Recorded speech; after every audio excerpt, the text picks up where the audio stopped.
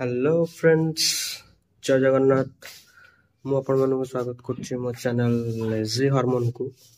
ଆଉ ଆଜିର ଟପିକ୍ ସେମିତି କିଛି ଖାସ୍ ନାହିଁ, ମୋତେ ଖାଲି ଗୋଟେ ଜିନିଷ ଆପଣଙ୍କ ପାଖରେ ଆପଣଙ୍କ ସହିତ ସେୟାର କରିବାର ଥିଲା, ଯେଉଁଟାକି ଇମ୍ପୋର୍ଟାଣ୍ଟ। ଆଉ ଏ ଟପିକ୍ଟା ଆଗରୁ ବହୁତ ଲୋକ ସେୟାର କରିଛନ୍ତି, ବଟ୍ ଫିର୍ ବି ମୁଁ ଆପଣମାନଙ୍କୁ ଆଉ ଥରେ କହୁଛି, ଆପଣମାନେ ବି ମନେ ରଖନ୍ତୁ, କାମରେ ଲାଗିବ। ଯଦି ଗୋଟେ ଲୋକ ଗାଣ୍ଡି ମରଉଛି ନା, ତ ଆପଣ କେବେ ବି ଯିବେନି ତା ଗାଣ୍ଡିକି ସମ୍ଭାଳିବା ପାଇଁ, କାରଣ ଗାଣ୍ଡି ମରା ଲୋକମାନେ ହିଁ ଗାଣ୍ଡି ମରାନ୍ତି। ଆପଣ ଯିବେ ତା ଗାଣ୍ଡି ସମ୍ଭାଳିବା ପାଇଁ, ସେ ବୁଲିକି ଆପଣଙ୍କ ଗାଣ୍ଡି ହିଁ ମାରିବାକୁ ଲାଗିବ। ବୁଝିପାରିଲେ ତ ମୁଁ କ'ଣ କହିବାକୁ ଚାହୁଁଛି? ଏଇଟା ଆକ୍ଚୁଆଲି ଆମର ୟୁଥ୍ ମାନଙ୍କ ପାଇଁ, ତ ସେମାନେ ବେଟର ବୁଝିପାରିବେ ଏ ଜିନିଷଟା, ବୁଝିଲେ? ସେଥିପାଇଁ କହୁଛି ଭାଇ, ତ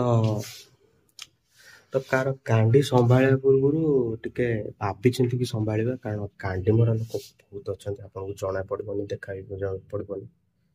ଆଉ ଝିଅମାନେ ସେଥିରୁ ଟିକେ ଅପର ଲେଭେଲରେ ଅଛନ୍ତି, ବୁଝିଲେ?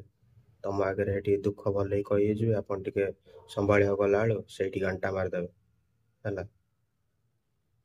ତ ବୁଝିପାରୁଥିବେ ମୁଁ କ'ଣ ପାଇଁ କହୁଛି। ଏତେ ଥର ଅନ୍ଧ, ଆକ୍ଚୁଆଲି କହିବାକୁ ଗଲେ ଅନ୍ଧ ଗୋଟେ ଥର ବାଡ଼ି ହଜାଏ, ହେଲା? କିନ୍ତୁ ମୋ ଭଳିଆ ଲୋକ 50 ଥର ବାଡ଼ି ହଜେଇଲା ପରେ ବି ବୁଦ୍ଧି ଶିଖୁଛି, ତ ଆପଣମାନଙ୍କୁ ସେଥିପାଇଁ ମୁଁ କହୁଛି। ତ ଭାଇ ଦେଖି ଚାହିଁକି ଟିକେ, ସବୁ ଛୁଟିଆ ଏଠି, ହେଲା? କେହି ବି ଭଲ ନୁହନ୍ତି, ତ ଆପଣମାନଙ୍କୁ ଟିକେ ସମ୍ଭାଳିକି ରହିବେ, ବୁଝିପାରିଲେ ତ? ତ ଆଜି ପାଇଁ ଏତିକି। ବାକି ଆପଣ ଖୁସିରେ ରୁହନ୍ତୁ, ଏଇଭଳିଆ ଗାଣ୍ଡି ମରା ଲୋକଙ୍କଠୁ ଟିକେ ବଞ୍ଚିକି ରୁହନ୍ତୁ। ଆଉ ଯେହେତୁ ଏବେ ମୁଁ ନୂଆ ନୂଆ ଭିଡ଼ିଓ କରୁଛି, ତ ଧୀରେ ଧୀରେ ଆସିବ ବ୍ଲଗ୍। ମୁଁ ଏବେ କୁଆଡ଼େ ଯାଇପାରୁନି, ଟିକେ ଟାଇମ୍ ହେଉନି ବୋଲି କାମ ଚକ୍କରରେ, ତ ଆସିବ। ଧନ୍ୟବାଦ। ଜୟ ଜଗନ୍ନାଥ।